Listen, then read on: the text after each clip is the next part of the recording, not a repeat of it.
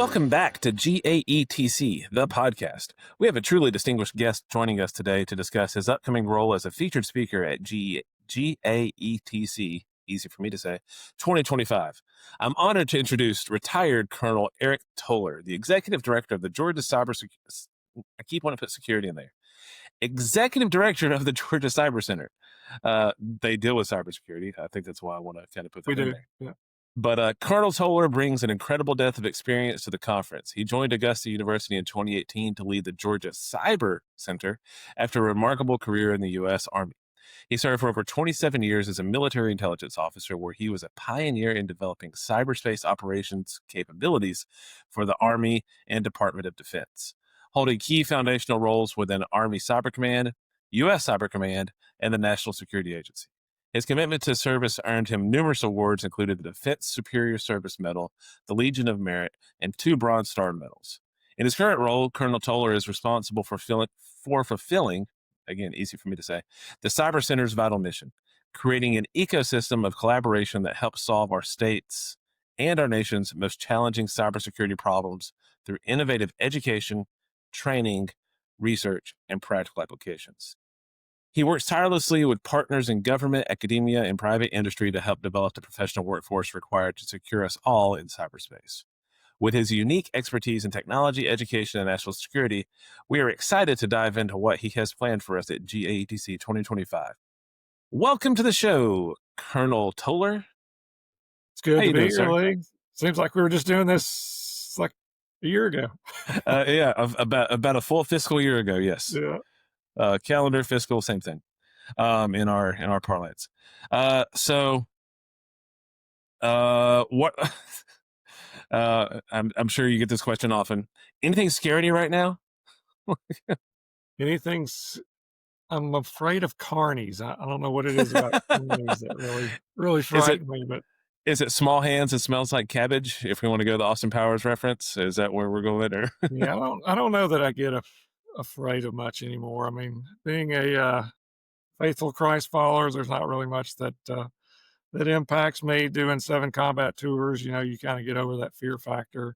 There's a lot of things that are going on that concern me across the world right now. I mean, it looks like we're wrapping up a potential war in the Middle East, so that's fantastic news.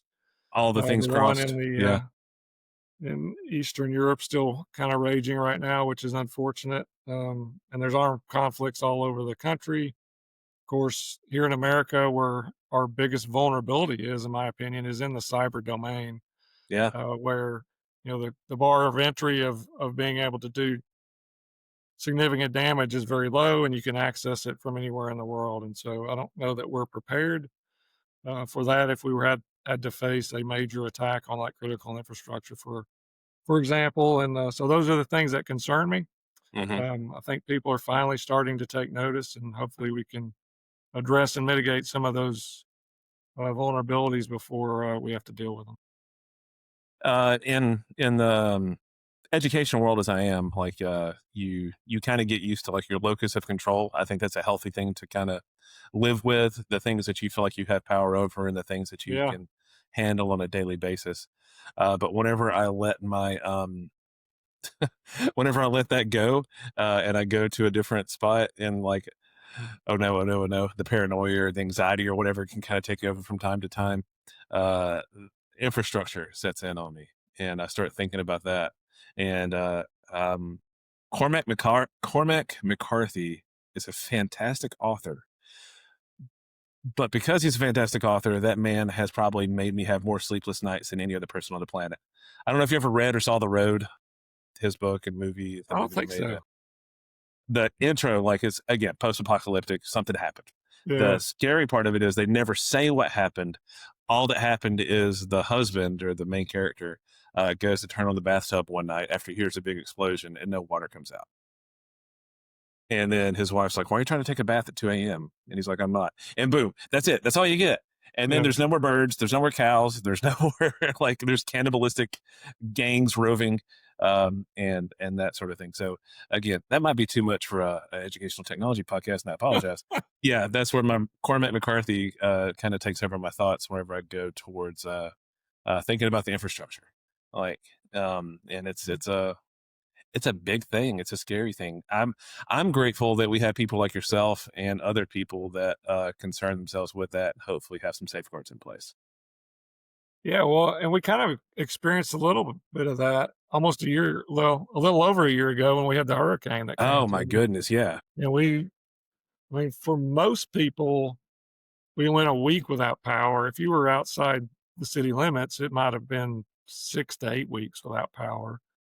A lot of people didn't have water, yeah, um, and it was in dire straits, and it was kind of an isolated thing. So imagine, if you had impact on our electrical grid in multiple areas simultaneously for a, period of time, you start having cascading failures across critical infrastructure, and you start running out of food, you run out of water, and that's when chaos really sets in. So, yeah, I go to a lot of speaking engagements where I talk about the threat of cybersecurity, things that can happen. You can lose your money, you can lose your business. And hmm I was in a conference a few weeks ago where the CEO of the Electrical Infrastructure Security Council was giving his presentation on a black sky event. And again, that's like a catastrophic event that would yeah, happen, probably starting or at least affecting our electrical power grid and then going from there. And it's like, oh wow,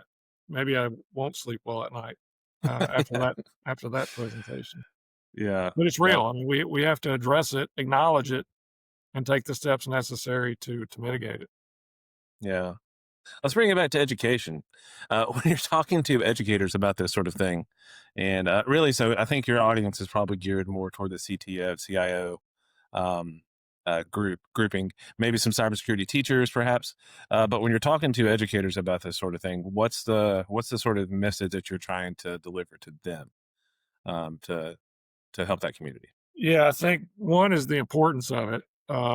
Regardless whether you're a cybersecurity professional or you're just an individual citizen that's trying to do business online or run a small business or whatever, you need to be aware of what the threat is and the vulnerabilities that are inherent in our communications networks, so you can mitigate those. Hmm But we do need um, more young people interested in this career field. And so what I tell educators is, I try to make them cyber evangelists. That's what I consider myself. Yeah. If you're teaching any type of computational science, cyber, critical think, whatever it is, you got to be an evangelist to those students. I think understanding the breadth of the career field is very important hmm because the stereotypical image of a cyber person is, the 25-year-old white male that wears a hoodie and lives in his basement, codes 14 hours a day, and drinks a lot of Mountain Dew, eats Cheetos, which is appealing for some people. Yeah. I've hired some of those people, um, but not for everybody. And so the breadth is, yes, there is a coding, there's a software development portion. There's also the IT and networking part of that. There's the digital forensics, the data science, the intelligence analysis, encryption, those type of things, and even social sciences and the ability to understand social engineering and how criminals and threat nations are using that against us to get us to click on those links and how hmm effective it is, especially in the day of all these AI generated messages and not just text anymore. Now it's voice and video. And so it's very hard to determine what's a threat and what's not. So I think understanding the breadth, understanding the viability of the career field, like you get paid really well, Yeah. and there's Yeah. really no ceiling on how far you can go. So the more experience that you get, the more job offers you're going to get at higher levels of responsibility as you hmm work up this, to being an executive level chief information officer, chief information security officer, et cetera, et cetera. So there really is no ceiling on this career field. And then it's just kind of a call to arms. If you're in the IT industry um, or cyber industry, it's all hands on deck. It doesn't matter if you're operating a business here in Augusta on Broad Street, whether you're at Truist Bank or Georgia Power. Everybody is now a target. Um, we've got adversarial nations with criminal proxies and other criminal organizations um, that are making a lot of money, putting our small businesses out of business, stealing our data, stealing our proprietary information, and trying to gain access to that critical infrastructure that we discussed earlier in case they were to carry out some type of strategic campaign. So, those are all things we need to be aware of. We need more people interested in this career field. And so, what I would put on teachers is to make sure they're aware of the opportunities, how much they need, how much we need them, and how viable a career field this actually is. So when I was talking to my students about this line of work, and I taught game design. Mhm. Yeah, The reason I taught game design was because I had the word game in it, and I thought that might get more students to want to come to my pathway. sure. But as part of that, you've got your computer science, you've got your introductory software course, and cybersecurity is always a part of the standards of like what you're trying to deal with. And please feel free to tell me if I'm wrong or if you have a better methodology for this. Whenever I would bring up cybersecurity and I start talking to my students about it, my advice to them, and almost anything computer science related, my advice to them, and it's something that I wish that I could go back and have a conversation with 18-year-old Lee. My advice to them is don't shut the door on the military. Like, please consider the military, because if you really want to get into cybersecurity, if that's something that hits for you, or if you really want to get into the cutting edge of computer science and things that are coming through that the civilian population will be dealing with in 10 years from now, like it's a good option because they're the ones that are going to go there. They're the ones that are going to you'll get the best training in that field if you're dealing with specifically cybersecurity side of things. Is there anything flawed in that that sales pitch? No, I mean, having been a soldier for 28 years in my previous life, Yeah. I certainly am biased towards the military. I think as far as direct training out of high school, that is absolutely correct. There is no other training program that takes you from zero to hero Yeah. um, in that amount of time than the military. Now, I will say that for everybody else, if the military is not for them, and you don't, I mean, serving in uniform is certainly honorable, but you can also serve as a Department of Defense civilian as well. We have a lot of Hmm. civilians in the command here at Army Cyber Command, and certainly in my previous workings with the National Security Agency, over half the workforce are civilians, not military. So those are opportunities, but I think for a career, we look at this as a profession, not a vocation. So we do push high school graduates towards a technical college or university route because I think you need that for a variety of reasons, to include the additional communication skills that you'll pick up, the networking skills, all those soft skills that we sometimes talk about, which is also valuable in a cyber career field. So if you Yeah. are very technical but can't communicate to your boss or to a client, you're not as useful as you could be. Um, so those are the two routes I would push. I would certainly encourage anybody to consider the military if that's something that they think is an option for them. But I will tell you, in this business, um, everybody's a warrior. Yeah. Everybody's helping protect their country. So you don't have to serve in uniform to be that protector of our nation. No, there's lots of yeah, there's lots of opportunities to serve in this space. I've got buddies that work at hospitals, that work at banks, that work at anything that you could possibly foresee as vulnerable. And one of the things that I also pitched, to me, it kind of goes in the same breadth as like a data science, SQL programmers, things like that. Every organization that has more than like four people in it is going to have somebody that deals with database management and the security aspect of things, because information is just rampant. And I probably the smaller organization, that's going to be the same person. Like that Yes. person is going to be securing the information, which is really the critical piece of it. I think about all the what I used to tell my kids. I wear my Apple Watch.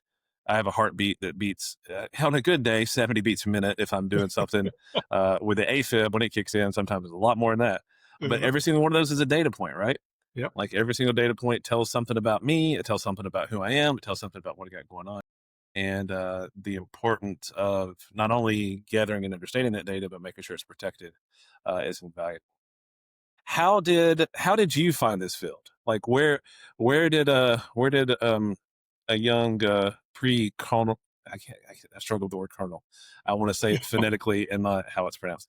Where did young Colonel Toler come into play with this? How did he find this career? Yeah, so to go way back and make this a short story, We got time. when I went to college, I was a chemistry major in pre-med, so I thought I wanted to be a doctor. Okay.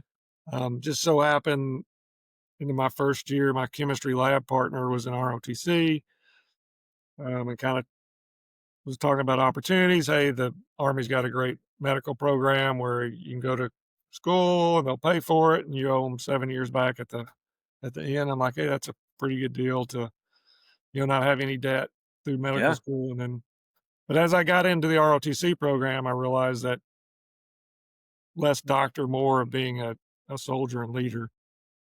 And so the Lord called me in that direction, and I got commissioned active duty, um, initially as a field artillery officer, and then I was branch detailed, which means you serve 4 years in a combat arms and then go over to a support branch into military intelligence. So the latter 24 years of my career was as an intelligence officer, doing mostly tactical intelligence in the beginning, kind of all source.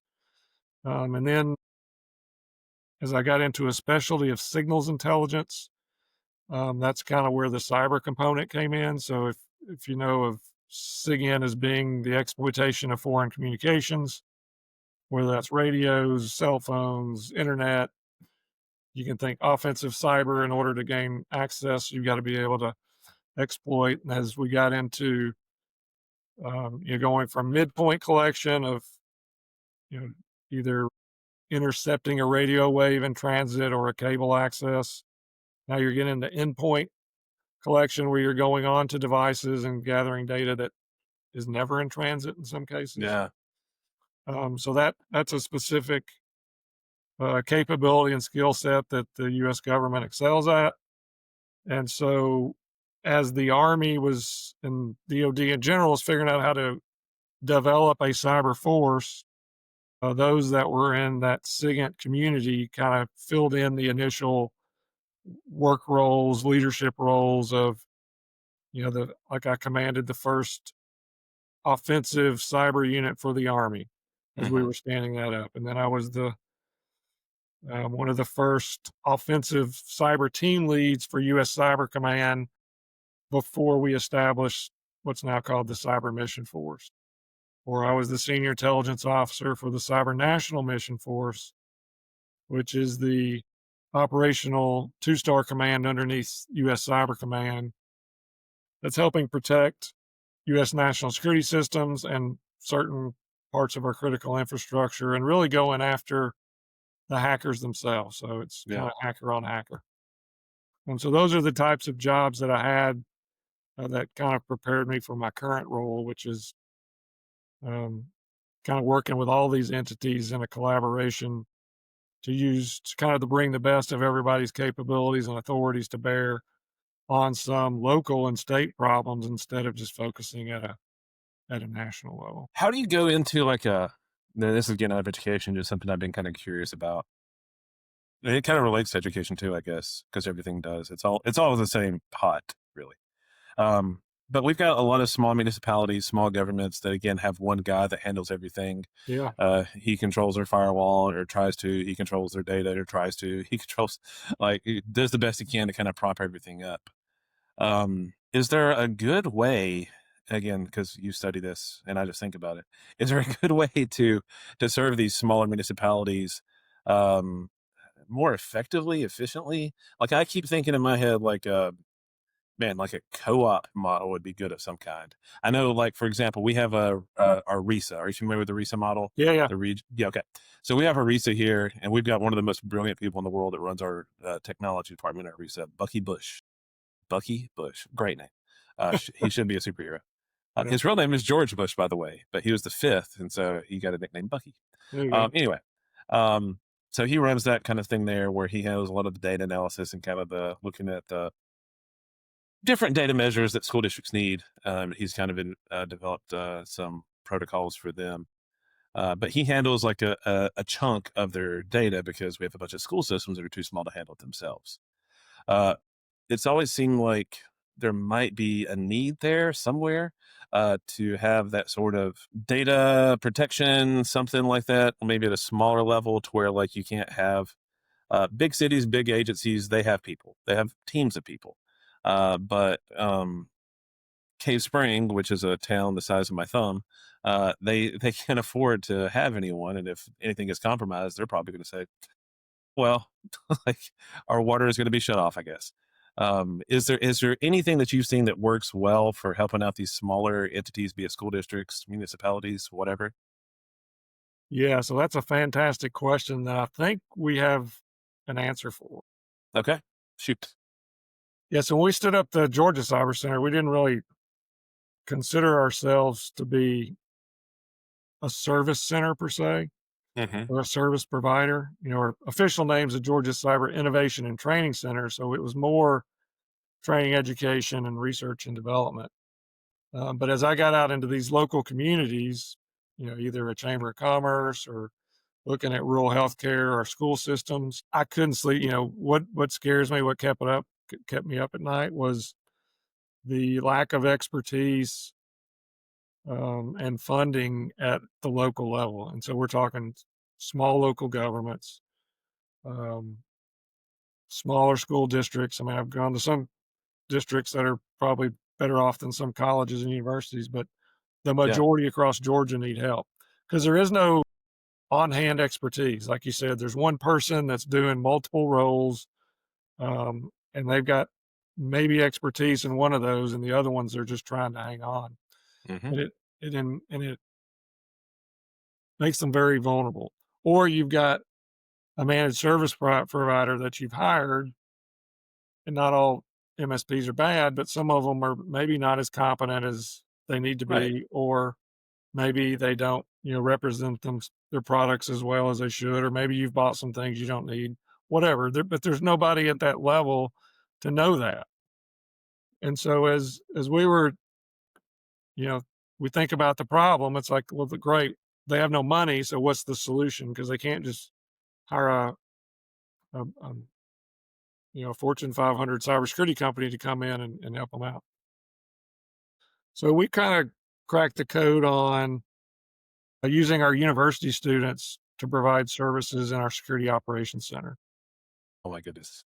Um, and we did that a few years ago, and at that point we had made a plan to do that, but when we were standing it up and taking back responsibilities of cybersecurity service for the university because it was outsourced before, um, it was right during COVID, and so all those full-time positions got cut, and so we had Hmm. to kind of expedite bringing in students to help us. And guess what? They didn't like not only screw up, but they excelled. Like with some additional training, guidance, mentorship, you can't tell the students from the full-time employees. And so we thought, well, we can use students to now provide these services. So we Hmm. came up with this idea, and literally, Georgia Tech called us the next week and says, "Hey, we're applying for this $65 million Economic Development Administration Authority grant to use AI to make manufacturing more efficient, effective, resilient, secure, and ask us if we wanted to be the security partner." We're like, "Yeah, I'm your Huckleberry. Let's go." So they kind of gave us a budget, and we're like, "Okay, we're going to prove our concept through manufacturers." Hmm. And so what we could do within the budget was provide them an automated risk assessment. We could train them, their entire workforce, through cyber awareness training on steroids. We could give their IT or cybersecurity staff members, if they have them, professional training with a certification. And we'll do a tabletop for their leadership. And then we'll do the consulting piece. We won't just show them their dirty laundry. We'll give them some recommendations on no cost, low cost, Yeah. and higher cost. help them with their plans, strategic planning, continuity of operations, incident response, et cetera, et cetera. So that's what we've been doing for manufacturers. And again, I hired one expert at the time.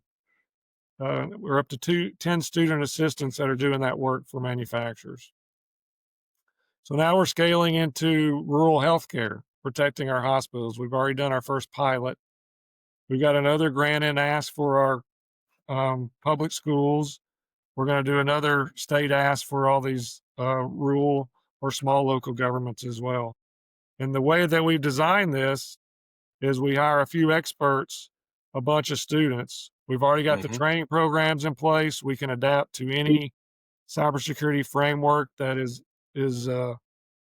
relevant to that sector, whether it's the NIST framework or um, CMMC for those that are wanting to do business with the government, or high trust is what the healthcare industry uses.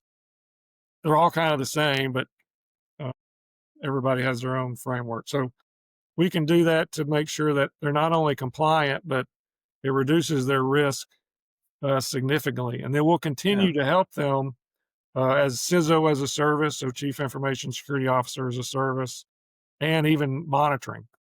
So we're working with a partner called Judy Security that's providing monitoring services to a lot of our clients at a fraction of the cost of what most of our industry providers provide because we've negotiated that rate down.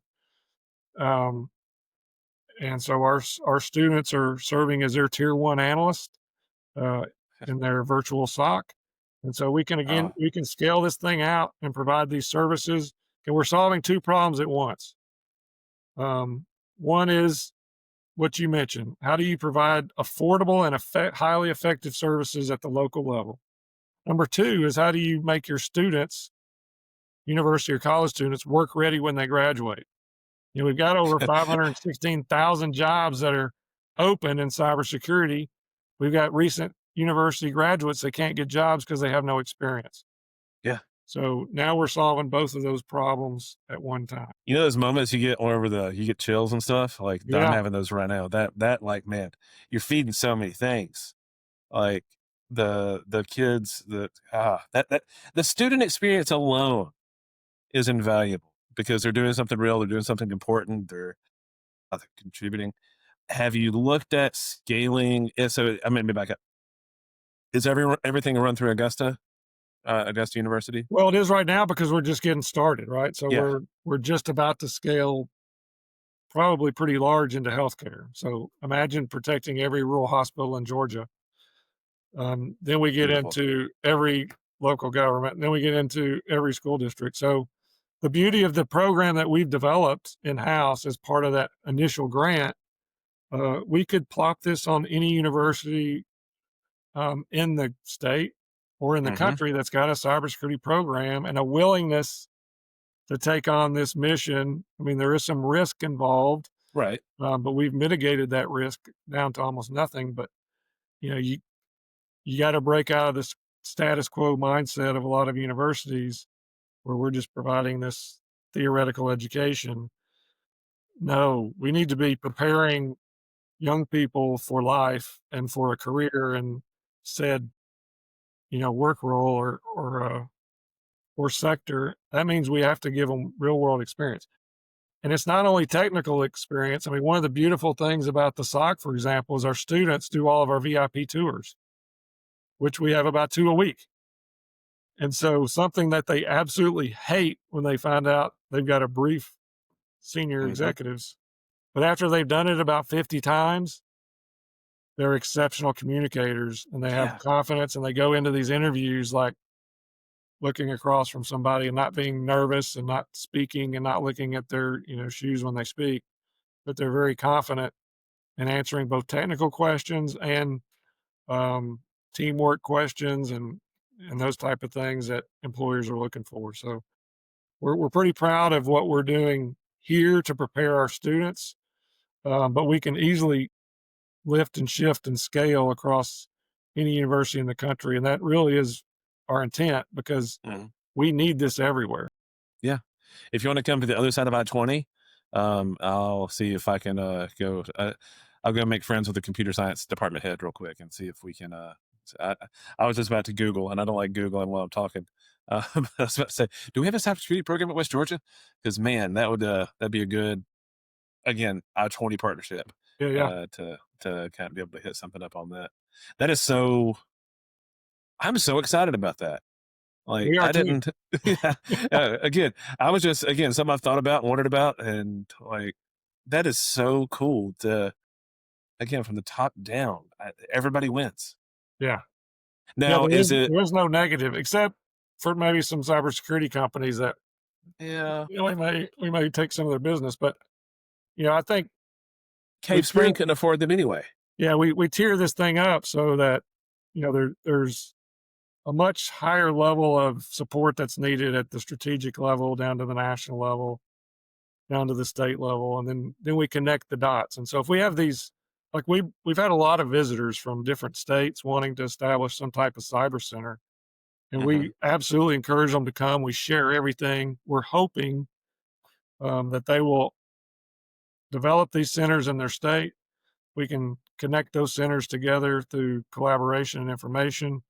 Um, and then we start connecting up through verticals using both state and federal agencies for intelligence organizations, doing it appropriately so that we're not breaking laws, we're not giving away sources and methods or proprietary information, but we're gaining information needed that we can give to a customer client, like a city government, that they can actually take an action that would mitigate some type of threat in their network before it happens. Um, So is it like a subscription service that county or that or I'm gonna say municipalities or organizations, that's a better word. Is it like a subscription service organizations can sign on for, or is everything just still grant funded at this point? yeah, we're looking for grant and state funding. Mhm. Um, So there wouldn't I haven't figured out the details Right. of the local government buy-in because we haven't fully submitted that request yet. But at some point, there needs to be some subsidy at a local level. Yes, Um, absolutely. There's and gotta be skin in the game. yeah, there's gotta be skin in the game, but a local organization can't do it all on their own. And so it's finding that right balance, so that, like I said, everybody's got skin in the game. But you've got enough capability that you can actually mitigate these threats. Yeah. Because what we don't want is, obviously sensitive data stolen or critical infrastructure damage, but we don't want our businesses going out of business in Georgia either. No. And if you're a small business, you've got about a 60% chance of going out of business if you have a data breach or a ransomware attack or any type of cyber incidents on your network because they don't have the capital to recover from those incidents. No. All your customers' credit card information gets stolen, boom, you're Yeah, I done. mean, they can't afford $1,000,000 to hire, a company to come in and clean everything up. It just A and I'm sure don't there's some work. insurance to speak of some kind to cover against some of those things, but even again, the little boutique downtown doesn't, when they're skin of the teeth just to make rent, like, they don't have the ability to kinda cover those costs. I would see the Chamber of Commerce tie-ins, I would think, like, bringing those guys on board to, just as it markets itself, in my opinion, like, but just to have if you're looking for partnerships, but Yeah, that's so we're just my thought. still growing the idea. I mean, the the big idea was, hey, let's use our students. Let's don't wait till they graduate before we put them in the Mhm. workforce because while we still got them, they're cheap. Yeah. Now, Yeah. are students getting paid, or is this kind of like a part of a class project? Most of them are getting paid. So, Even in better. the $15 an hour range. For a college kid, that's Some not bad. Yeah, the ones that aren't are getting college credit for, like, Yeah. you know, go and work 12 hours a week or 15 hours a week, and we'll give you Mhm. 3 hours credit for a specific class that's tied to a cybersecurity course in one of their degree programs. So we have established those as well. Yeah, that's fantastic. That's absolutely, man, I'm so excited I thought about that. Great That question. Yeah. that kinda made my day, like, just the ability to do that. Is there, so I know some high schools provide some cybersecurity classes, and there's a cybersecurity pathway, as part of the CTAE world. Is there any, I imagine being under 18, it might be harder to implement some of these things in the 9 through 12 level. Like if Yeah, there are as far some as high schools providing look at this. services, it's a little more difficult, but it doesn't mean that we can't better prepare them and again get their interest. I mean, it's good that we have a pathway and the CTA. The problem is we don't have enough schools that have the Right. pathway or all the courses for the pathway or enough kids that are interested in the pathway. And so that's something that, again, goes back to that cyber evangelist role. Hmm. Um, and we're trying to help teachers. We're trying to help them with curriculum. We do a lot of mentoring for high school students. We have a lot of both in school, after school, and summer programs. Hmm. We're the Cyber Patriot Center of Excellence for the nation. This summer, we had the two largest Cyber Patriot camps in the history of the world. Um, this week on Wednesday, we'll have Cyber Georgia STEM Fest, where we bring in 100 high schoolers Oh, heck yeah. from about 10 different schools and have an entire day of activities. Last week, we had a junior ROTC class from one of our local high schools that came in. Of course, a lot of them were interested in the military, but Hmm. ask them when they came in, who's interested in coming to AU, who's interested in cybersecurity, and a few hands went up. Well, after about 2 hours of talking to GBI, touring our SOC, um, and going to our makerspace, I asked them again, and it's like, three-quarters of the hands went up that, Yeah, yeah, this is something that we would be interested in. So it's really exposure. It's hard to aspire to be something you've never seen before. And so exactly. we have to get all these students. I think everybody deserves an opportunity. It's not for everybody, but at least introduce them to it. Hmm. And then it's up to them to go from there. But you need to speak to a digital forensic investigator from GBI. You need to speak to a cyber operator from the military. You need to speak to a SOC analyst and see what they're doing because their work is absolutely fascinating. By the way, it pays very well. So, Yeah, that and helps too. and we need as many people as we can get. So we do a lot of those programs. Another favorite is Brown Girls Code, who Hmm. we host. And that's run by a local nonprofit. But in a few weeks, we'll have about 100 young ladies coming into the building from That's second grade to awesome. 12th grade every other Tuesday night. Again, they're not only learning technical skills, they're learning life skills, communication skills. They get assigned a project that they actually present at the end of their session, which is in April, in front of our auditorium of 400 people plus, and you got second and third graders up briefing this audience, and it's like they're confident. I mean, it's not a complicated project, but it's to see them brief That's not what that it's about. as a third grader. I Hmm. mean, I'm sitting there watching them like with tears in my eyes, just going, we've just changed these kids' lives. Yeah. Yeah. I had another conversation with another teacher this morning. We were talking about the student technology. Try that again. The student technology competition. It's grades 3 through 12, broad field. There's like 15 or 16 different topics, and right now I'm contemplating how can we get cybersecurity to be one of those competition levels. And mostly, it's like student made projects from 3D printing or 3D, not 3D printing, 3D modeling. They do Modeling, that. yep. You can print it if you want. Audio production, video production, device modification. Again, a bunch of things. But I know one of the guys in charge of it. I'm like, how can we bring cybersecurity into that as well? What's a project that kids can do to kind of relate to that? So I'm not asking for that answer right now, but I might come back to you and see if we can Yeah, come up with anytime. something that appropriate, or at least a rubric that's appropriate for them to kind of evaluate what their Well, and project all those is. skills you mentioned are important. I mean, Oh yeah. just getting young people into technology is the first step. I mean, we need them across all of STEM, science, Hmm. technology, engineering, mathematics. We need them interested, not in something that's not relevant. Not that some jobs aren't relevant, but um, Producing with it too. yeah, It's easy to consume. I mean, I love consuming. like, I'm really good at that. But going into the production side of things. So let's talk about the conference real quick before we wrap up. What are yeah. you? What's your itinerary looking like for the conference? Any teasers you can throw out there?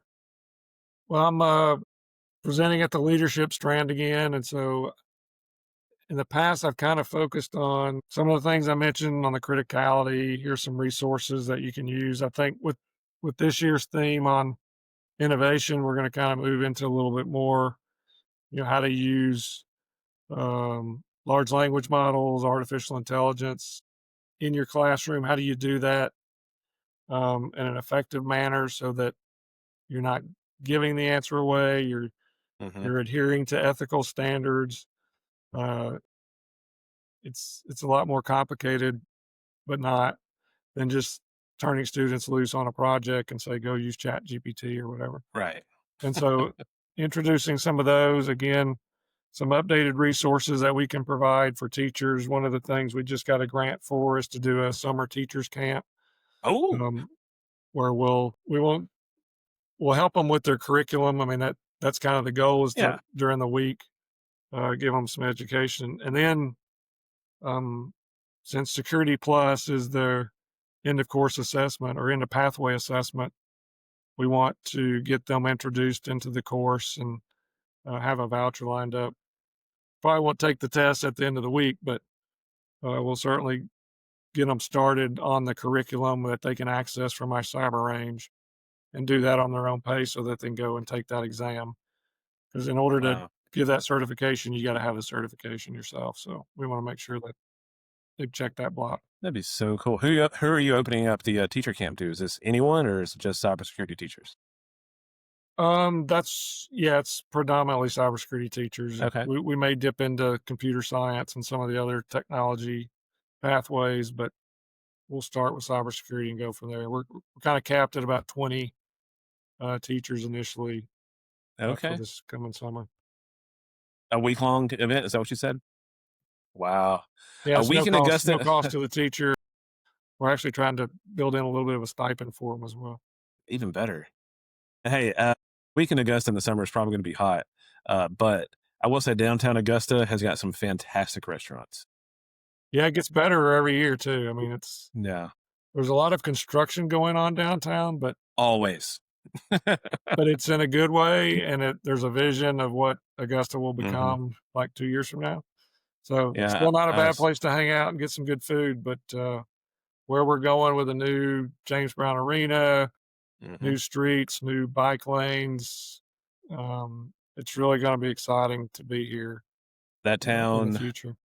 Spent some time there a couple years ago, substantial amount of time there, and I went back last year, and I just the changes I saw there at that Yeah. point was fantastic. Other side of I-20 coming to you if you want to go over towards closer to South Carolina, and also Columbia is not far from there too. Great little town. Well, I'm looking at South Carolina right now out my Yeah, window. y'all are neighbors. Like it's the same thing. We're all on the river.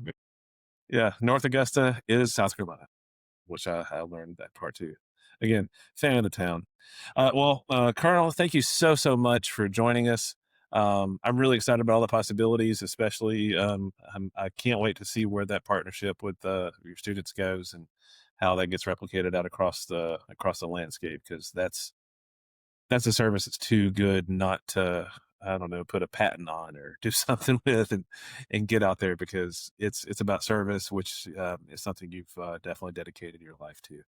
Um, and making sure that people are protected, which is also what you've dedicated your life to. So Yeah. it's kind of I'm sensing a theme here. Sensing a theme here.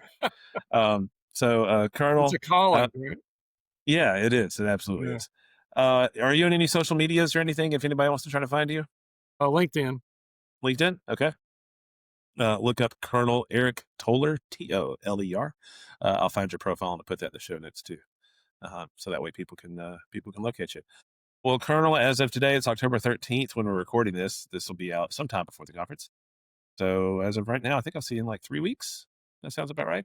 Yeah, and I will say that the Georgia Cyber Center is on most of the social media platforms. So if you want to know Okay. what's going on here for opportunities for students, capture the flag events, those type of things, check out those links as well. And please, all my CTA teachers in the land, go or not CTA, computer science, cybersecurity specifically. Those teachers, go check it out. Make sure you can get in on that camp next summer, and go Yeah, enjoy give us a Taco Cat. call if you need anything. I mean, we're here to support. So if you need advice, help with curriculum, with labs, whatever, let us know. We'll be happy to help. Well, that's fantastic. Thank you so much, sir. We greatly appreciate your time, and we'll see you real soon. Yeah. Have a blessed week and see you in a few weeks. Yes, sir. All right.